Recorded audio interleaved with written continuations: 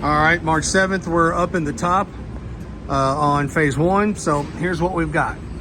This is the purlin that is directly east of our splice. So that is burned pretty significantly. And we know that because here is the purlin directly over. You're good. Here's the purlin directly over our main repair. And this repair on this, Steve, looks to be about a 9-foot span of damaged material. So this is what our material looks like in our cuts. I will say that this is, let's see if I can back that off a little bit. That's where the fire came through. So the space you see there, that is how concentrated the oxygen was.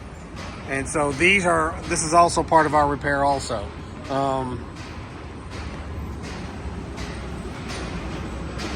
Not bad on our diagonals that we are going to have to remediate. Not bad on over on this other side. Now, we are going to have Mr. Parrish come back.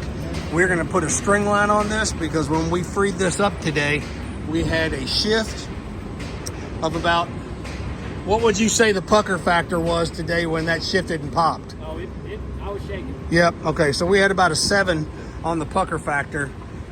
We think that this, sir? No code browns. No code browns, right?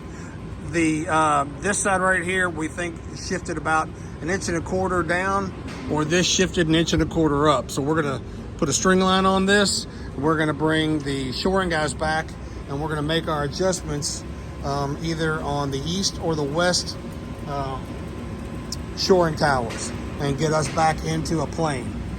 That's what we look like on the 7th for phase 2 or phase 1 video 2.